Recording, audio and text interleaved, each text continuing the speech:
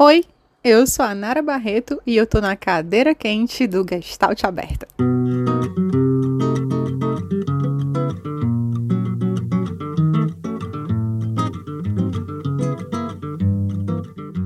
Muitos anos atrás, quando me perguntaram o que eu queria ser, o que eu queria fazer da minha vida, vestibular e tal, a primeira resposta que eu dei foi a mais verdadeira. Eu disse: eu quero fazer alguma coisa que me possibilite ler. Porque ler sempre foi uma paixão e eu não conseguia me ver fazendo nada bem feito que não envolvesse realmente leitura. Era uma visão, parece um pouco pessimista, eu acho, né? Falando assim, mas era verdade. Eu era muito boa em ler, eu sou muito boa lendo. O negócio é que eu fui descobrindo que ler é muito mais do que ler textos, né? Livros. A leitura fundamental, a leitura primeira e a leitura de mundo. E isso realmente eu aprendi dentro da psicologia.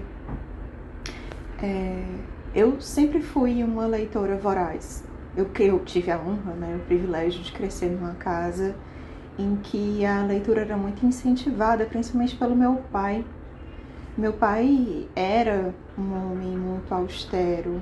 Hoje ele está bem mais flexível, a idade acho que pesa nisso também. Mas quando eu era criança, adolescente, meu pai era um homem muito rígido, muito sério, de poucas demonstrações de afeto. Mas uma coisa que ele gostava muito de fazer era presentear a gente com livros. E ele criou espaços dentro da nossa casa, né? A gente tinha, dentro do nosso apartamento, um espaço de literatura infanto-juvenil mesmo, com estantes, prateleiras recheadas, coleção de Monteiro Lobato. Ele assinava a Turma da Mônica, né? Ele era um grande incentivador e ele gostava muito de contar histórias. E eu acho que isso é um privilégio mesmo. Tinha um espaço nesse mesmo apartamento em que eu cresci, que era o escritório dele. A gente chamava de gabinete. E no gabinete era enorme, para os meus olhos de criança. Talvez agora adulta eu não fosse achar assim tão gigantesco, mas para os meus olhos de criança era um espaço imenso, né? Com livros do chão ao teto e literatura do que você imaginar, história, política, romances de vários lugares do mundo, contos, coletâneas, poesia. Meu pai realmente era um homem que gostava não só de ler, mas ele gostava da estética do livro, né? Coisa que eu acho que eu herdei também e replico até hoje. Então, esse lugar é um lugar que a gente não podia entrar, nós filhos, né? Eu sou a do meio, eu tenho um irmão mais velho e uma irmã mais nova. Então a gente não podia entrar, a gente só podia entrar nesse espaço com a licença dele. E eu sempre fui muito muito subversiva. Eu sou um pouco avessa até hoje a regras, né? Principalmente regras em que eu não vejo fundamento, não vejo sentido. Então, já pequena, eu burlava essas regras, né? Entrava quando ele não estava, entrava escondido e mexia naqueles livros proibidos. E lembra, eu tinha uma biblioteca minha, né? Minha, dos meus irmãos, mas não era o suficiente. Eu queria os livros que ele proibia.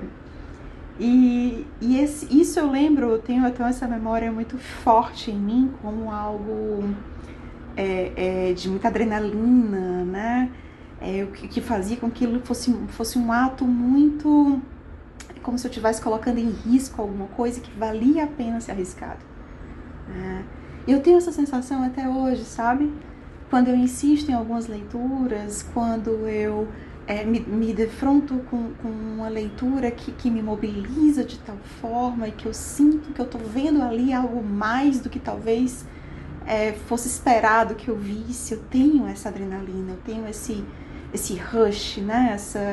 Esse sentido muito forte de que eu estou fazendo algo que eu deveria fazer, mesmo que não esperem, ou mesmo que digam o contrário.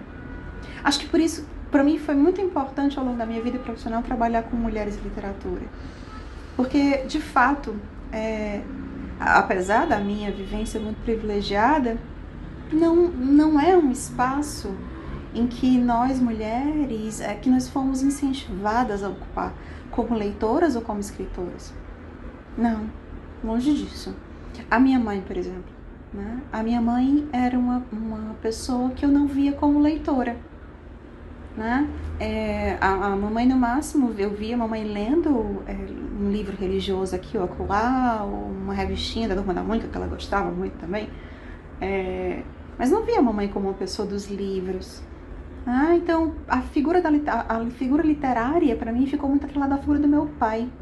Então foi minha surpresa, depois que meus pais se separaram, que eu descobri na minha mãe uma leitora voraz, uma leitora inteligentíssima, né? Uma leitora com um gosto super refinado.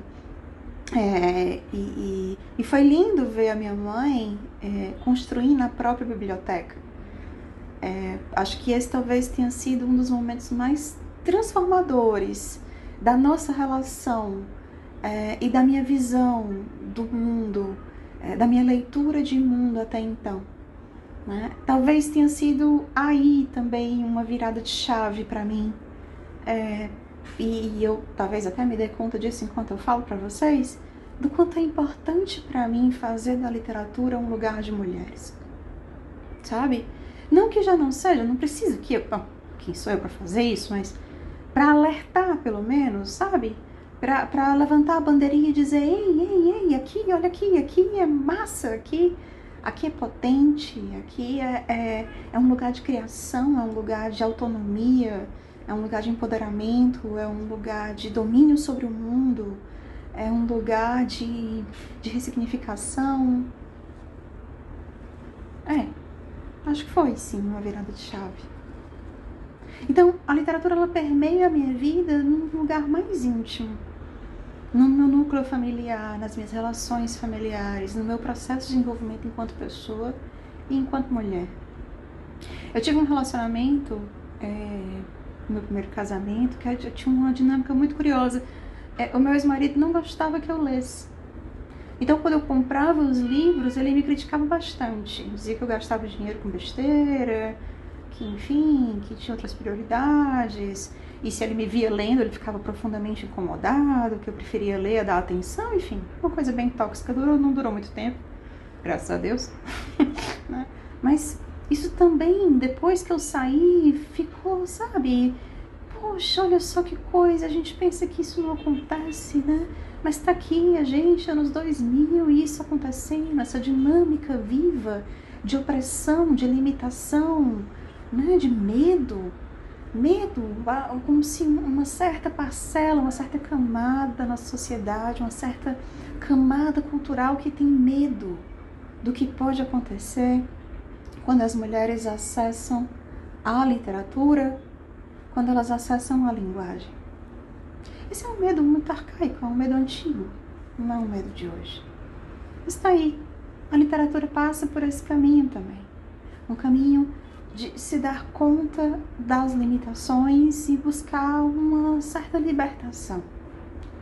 A gente pensa que livro é texto, que livro é história, assim como se fosse uma coisa muito distante. Mas não, sabe? A literatura envolve muito mais que isso. A literatura é muito maior do que isso. A literatura transcende o texto, transcende a palavra. E eu acho que esse é o poder da literatura. Ela abre portas inimagináveis. Na faculdade, eu lia muito, né? Eu realmente cumpri o meu desejo. Eu entrei na psicologia e a psicologia me forneceu uma série de oportunidades de leitura. E eu me descobri ainda mais apaixonada.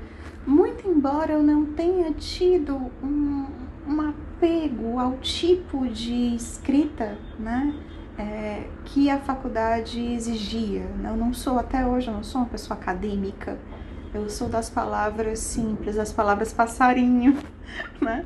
Das palavras que se transformam no meio da frase. Eu sou essa pessoa, né? E hoje eu tento respeitar isso. Embora tenha sido um processo difícil, sair da formalidade, sair da perfeição, né? Sair da não possibilidade do erro na palavra. Eu acho que a palavra ela se torna mais bonita quando ela é errada. Sabe? quando ela se transforma, errada nesse sentido, né? Quando ela não é certa demais, ela abre, né? Ela se abre para tantas outras possibilidades, para tantos outros significados, né? Acho que a beleza da palavra é o erro, e isso me movimenta muito. E para mim, que erro muito, que me perco muito, isso pensar assim é um grande bálsamo, é uma grande bênção. Então, na faculdade eu li muito, e eu li muitas coisas diferentes para além do que os professores indicavam. Quando eu conheci a Gestalt, aconteceu uma coisa muito interessante, porque o primeiro livro que me indicaram de Gestalt terapia foi o Escarafunchando Fritz, né? Dentro e fora da lata de lixo. E eu acho que esse é um livro super subestimado dentro da Gestalt, sabe? Não sei por quê, porque talvez seja um dos livros mais sábios, né? Escritos pelo Peirce. E talvez o mais autêntico também. E esse livro é isso, é um grande ato de coragem, né? É uma grande busca pela palavra errada. Esse livro me contaminou de uma maneira, eu senti uma vibração muito intensa diante da coragem daquele livro, sabe? Poxa, ao mesmo tempo em que eu li o Yalom e encontrava uma sensação semelhante também nessa autenticidade dele, né? Nessa abertura para o erro. E o Fritz, nesse livro, ele erra, né? Ele erra porque ele solta, né? Ele se solta, ele se permite esse movimento de abraçar a linguagem e escarafunchar mesmo a linguagem enquanto escarafuncha a si mesmo. Acho que é esse o papel da linguagem. Então, o Escarafunchando Fritz para mim foi eu disse, é aqui. É aqui então que eu fico, porque até então eu não vi nada aqui que brilhasse tanto para mim quanto essa verdade, né? Quanto essa autorização, quanto essa abertura para o que não se controla, né? Quanto essa abertura para o que há de vir, para a transformação, para o crescimento, para a transcendência, a busca, as perguntas. Eu achei isso ali naquele livro, né? Então foi a minha porta de entrada mesmo para o mundo da Gestalt terapia. Eu não fiquei aí, né? Eu sou muito promíscua nas minhas leituras, em todos os aspectos de gênero, né? De autores e autoras. As pessoas, tu lê Bukowski? Como assim tu é feminista e tu lê Bukowski? Leio Bukowski, gente. Leio a transfóbica da J.K. Rowling. Ave Maria, adoro Harry Potter. Eu costumo dizer que Harry Potter salvou minha vida. Eu conto muito essa história, né? E eu... Então eu passei a ler não só Gestalt terapia, mas passei a ler também psicologia analítica, porque eu achei que casava bem, sabe? Principalmente no que tangia a arte, ao simbolismo. Eu sou muito apaixonada por antropologia também. Então foram estudos que eu fiz em paralelo, né? Mas eu me considero assim Gestalt terapeuta, tá? Assim, pra deixar muito claro. Mas eu tenho um chameguinho com a psicologia analítica nesse aspecto, né? Da investigação do poder da arte para o processo de crescimento, né? Para o processo de tornar a si mesmo. A arte, ela é imprescindível. Eu vi uma frase num livro, esqueci o nome agora, mas enfim, qualquer coisa eu lembro e mando depois, que diz que a arte é uma ferida feita de luz. É um livro da Rosa Monteiro, gente, que tem essa frase, que ela é uma citação do George Braque, se não me engano. Mas enfim, a arte é uma ferida feita de luz. Lembrei, a ridícula ideia de nunca mais te ver. Então, nesse livro, quando ela diz a arte é uma ferida feita de luz, essa frase ela tem um significado que, assim, eu posso buscar palavras para dizer o que essa frase significa para mim, talvez eu não encontre. Mas uma imagem que eu posso dar é como se, de fato, o sol entrasse pelas grades de uma gaiola, de uma prisão, não sei.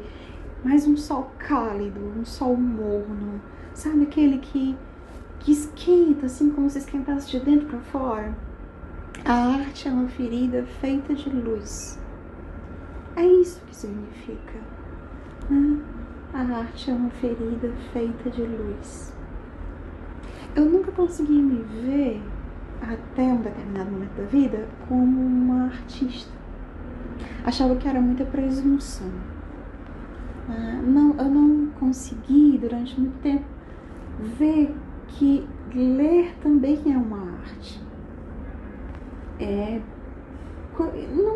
aí vem os meus processos pessoais, é claro, mas veja, eu me sentia muito pequena para criar alguma coisa. Eu me sentia muito falha, muito ferida até mesmo, né?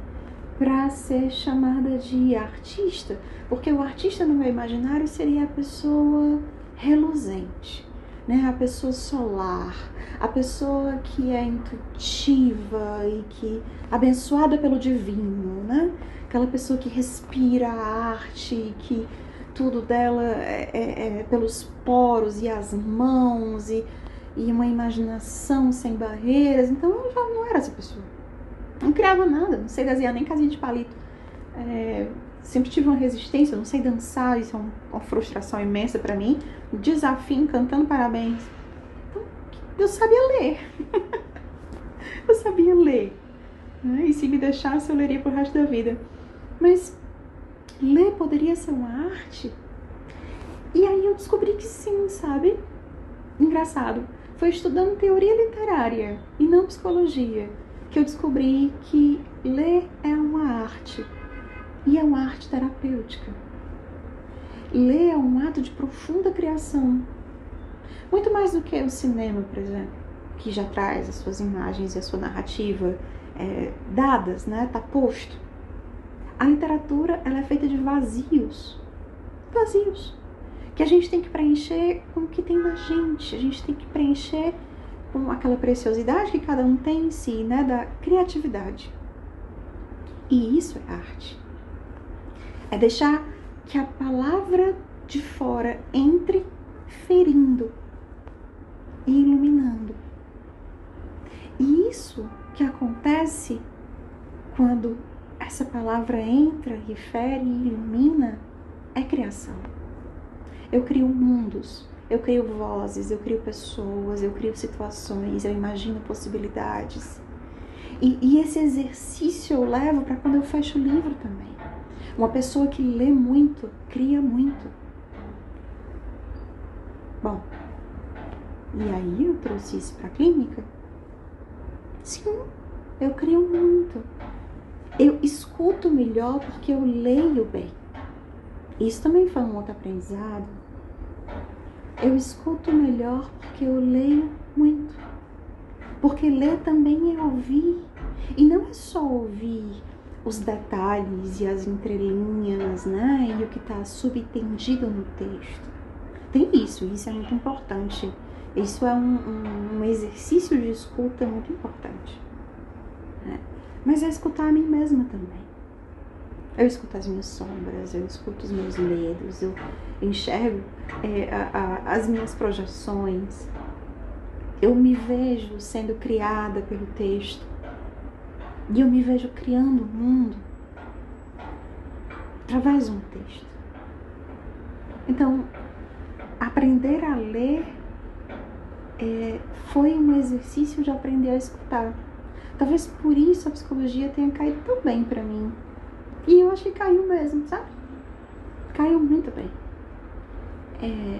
Eu consigo ouvir as entrelinhas.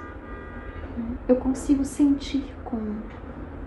A literatura, desde muito pequenininha, a literatura vem me preparando para isso. E por isso eu sou muito grata.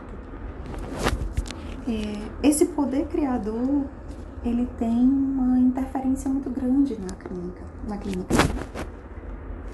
Tanto a criatividade, ela vai ser importante para como eu vou escutar esse sujeito que me procura, né?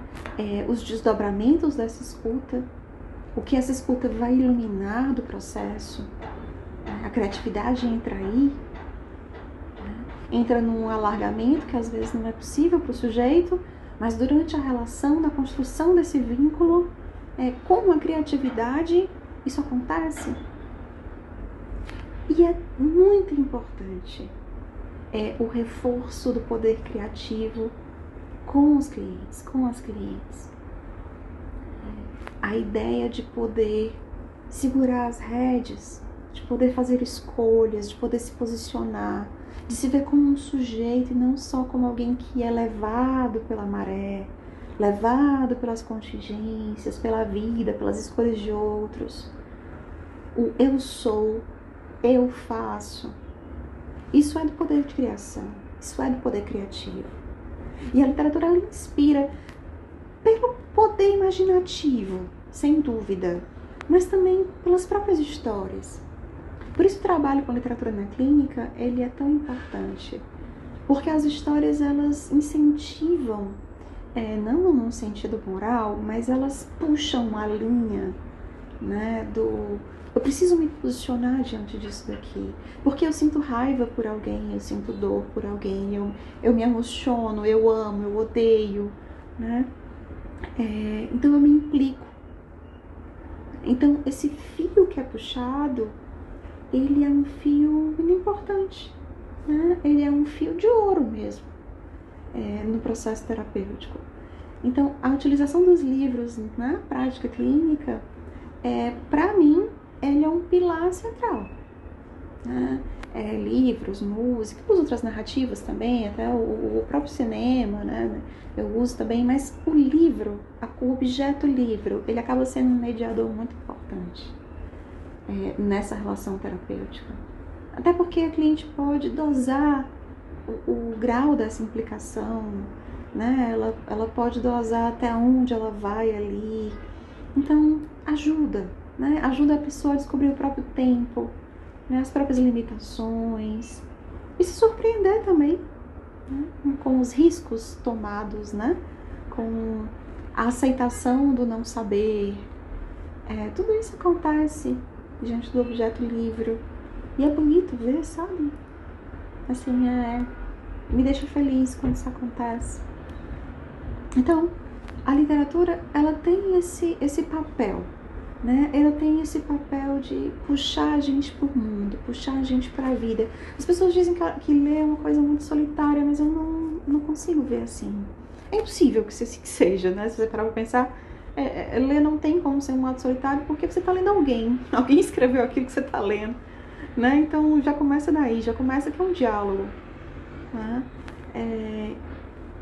E essa leitura, ela vai puxar do leitor quase que a necessidade de uma interação maior, né? Então, o sujeito que lê um livro e se sente convocado por esse livro, ele vai querer ler outro, e vai querer ler outro, e vai querer ver outro. Então, essas histórias, né, que são múltiplas, existe aí uma polifonia, né, de sentidos, de histórias, de narrativas, né, de construções. Isso alarga a nossa visão de mundo, né? Isso alarga a nossa possibilidade interpretativa. E acaba que a gente vai puxando também as nossas histórias. Porque a pessoa que lê, ela percebe que quando ela está lendo, ela sente pelo outro, ela sente pela situação que ela está lendo, ela julga, é maravilhoso isso. A gente pode julgar sem medo os personagens, as situações, é maravilhoso, que a gente se liberta das amarras morais, né, por um curto período, num lugar controlado. E a gente acaba entrando em contato com a nossa história, com as nossas histórias, né? Lembranças, afetos esquecidos, sentimentos que a gente achava que não era capaz de ter e olha só, tem, né? É isso que a literatura faz, né? Ela não é o encontro somente com o mundo fora, ela é o encontro com o mundo de dentro.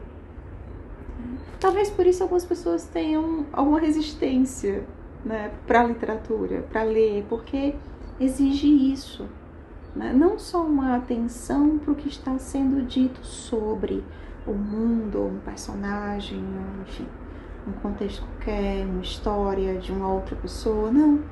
Ela exige uma certa disponibilidade para ouvir a si mesmo. Uma certa disponibilidade, uma certa coragem, porque quando a gente começa uma leitura, a gente não sabe que botão essa leitura vai apertar dentro da gente. Qual é a caixinha que ela vai abrir, né? Quais são os afetos que vão surgir aí, as lembranças, né? A gente não sabe. Também por isso é preciso muito cuidado quando se trabalha com literatura no ambiente clínico, né? É preciso uma gradação, é preciso um cuidado com aquilo que se vai apresentar, um acolhimento e uma presença muito fortes, muito firmes e constante, né? Para receber aquilo que pode surgir, né? E que muitas vezes é inesperado, muitas vezes mesmo. A literatura, ela tem isso, e ela me encanta. E olha que eu não sou exatamente a pessoa que gosta do imprevisível. Eu tenho muitos medos e eu sou muito tímida e muito fechada também. E aí é o paradoxo da coisa, né? Ou não, talvez a literatura ela tenha entrado justamente para dar um balanço, né? Para entrar numa outra polaridade. Eu que sou tão fechada e tão tímida e tão reservada, encontro na literatura essa abertura, essa disponibilidade, esse alargamento, enfim, essa entrega. Tá aí. Talvez a literatura tenha essa função para mim mesmo. Ela equilibra essa balança. E eu gosto disso. Gosto de me ver como uma pessoa que lê e que vê um propósito nessa leitura. Incentivar outras pessoas a ler, para mim é como, eu não vou dizer, não é que seja uma missão de vida, não, eu gosto da palavra ofício. O que foi algo que eu comecei a fazer, eu me encantei e eu descobri que é algo quase artesanal, sabe? Assim, é quase feito com as mãos. E enquanto eu vou fazendo, eu vejo, meu Deus, está ficando lindo, e aí eu me empolgo mais. E é bonito quando eu ensino as pessoas sei lá, alguém quer montar um clube de leitura, um grupo de leitura, um clube do livro, e a pessoa vai lá e faz, e aí aquela coisa se transforma em algo grande, e chama mais pessoas, e aí ela tá ensinando a fazer. Nossa, eu acho isso belíssimo. Belíssimo. É como lapidar uma joia, deve ser a sensação, não sei, porque eu não sei fazer essas coisas, mas imagino que deve ser como fazer um bordado bonito, como pintar um quadro. Então, não é que é uma missão, mas é algo que é bonito de fazer e que eu me orgulho de fazer. Ouvir alguém dizendo, eu não gostava muito de ler, mas tá aqui, eu li esse livro para conversar com vocês, ou comecei a ler esse aqui e agora eu quero ler o outro. Nossa, gente, isso é fantástico.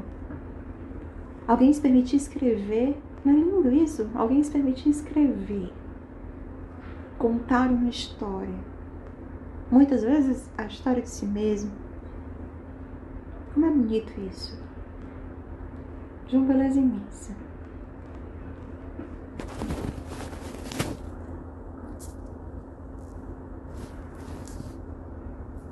E é isso. O que é que eu posso dizer mais sobre literatura? Acho que dá pra ver como me encanta, né? Eu conto uma história, eu devo ter contado já, quem vai escutar isso provavelmente já ouviu. Eu conto essa história torta e à direita. Mas o que é que eu posso fazer, né? Ainda é a minha história. Que quando eu era adolescente, eu sou diagnosticada por vários médicos com depressão, ansiedade, eu sou cheia de rótulos. O povo adora botar rótulo. O mais recente foi de autismo. Aparentemente o fato de estar entranhada nos livros e não gostar muito de muita gente me tornou pessoa cheia de rótulos e diagnósticos. Mas enfim, eu lido bem com isso. Mas então, eu tive uma crise depressiva muito forte quando eu era adolescente, com ideação suicida e tudo mais. E foi algo muito difícil, porque a minha família não reconhecia isso como um adoecimento, então eu demorei muito tempo para receber um tratamento. E o primeiro tratamento que a minha família se possibilitou, né, assim, que encarou e disse, não, vamos levar porque realmente precisa fazer alguma coisa, foi a psicoterapia, graças a Deus, né? E nessa psicoterapia, com um psicodramatista que eu carrego no meu coração até hoje, Dr. Ozinho, né? Eu encontrei um espaço, né? Encontrei um espaço de acolhimento para o meu sofrimento, que foi muito importante.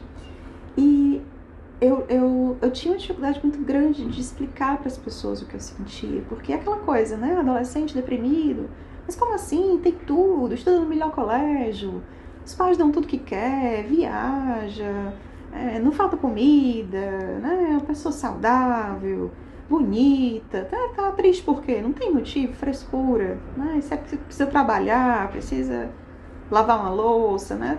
Tem essas coisas. E era muito difícil explicar, dizer que pra mim era dor, né? Ou se não era dor, era pior ainda, porque era o não sentir nada. E o não sentir nada me desesperava.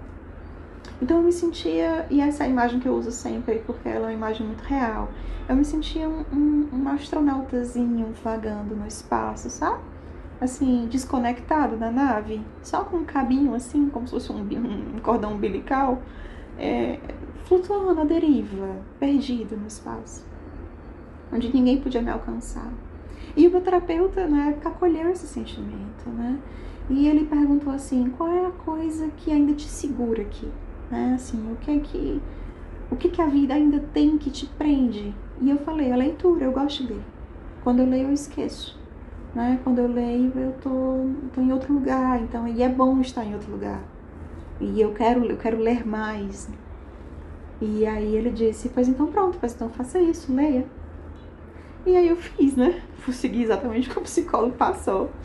Então eu vivia lendo, né? Quando eu não estava dormindo, eu estava lendo e... Enfim, e aí foi na época que eu comecei a ler Harry Potter. E eu estava lendo, na época, O Prisioneiro de Azkaban, eu acho. E tinha a figura do Dementador. Né? E foi a figura do Dementador que nomeou o que eu sentia.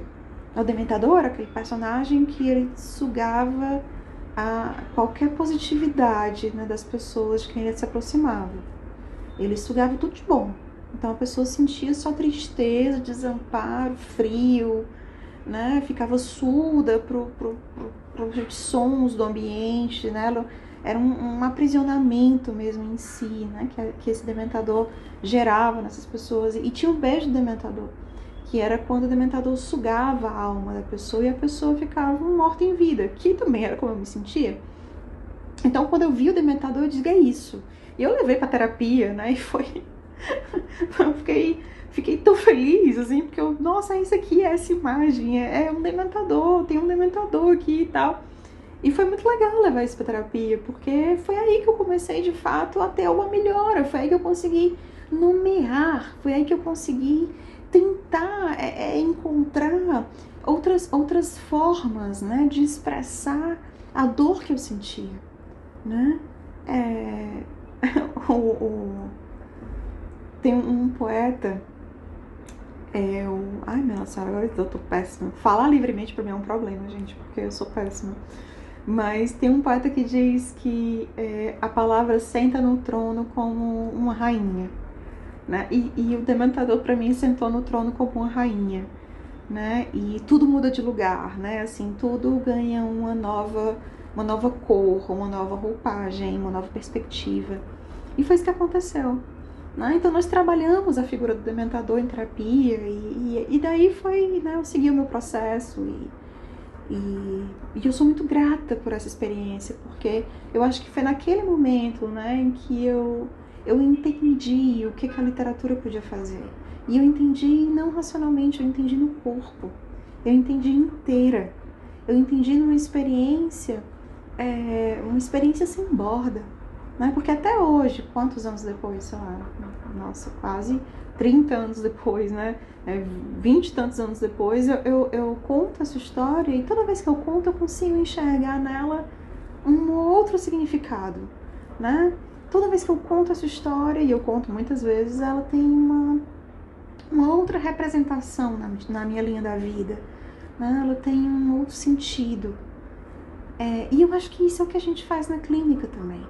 A gente conta as histórias e a gente repete as histórias nessa esperança, né, de dar outro sentido, de dar uma outra representação ter uma outra compreensão do fato vivido. Eu sou muito partidária da ideia, né, de que nós somos uma ficção. A nossa memória é uma ficção. Então a gente está escrevendo e reescrevendo a nossa vida a todo momento. Então quanto mais material eu tenho para fazer isso, quanto maior o meu acervo de referências, o meu acervo de interpretação, mais potência para criar e recriar a vida, para criar e recriar essa narrativa. E a literatura, ela é o caminho mais direto, é a ferramenta mais direta que a gente tem para construir esse acervo. Porque é uma ferramenta que é feita, como eu falei, de vazios. Ela é uma ferramenta que vai obrigatoriamente me convocar a ser uma coautora, a me jogar naquilo dali, a me implicar nessa construção. Ela precisa disso, senão você não lê. Se você não preenche os vazios do texto, você não lê. Então é obrigatório criar. É obrigatório fazer arte quando se lê.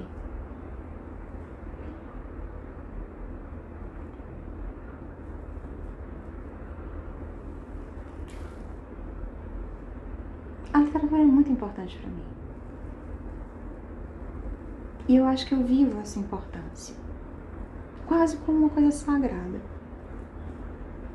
Ou talvez como uma coisa sagrada.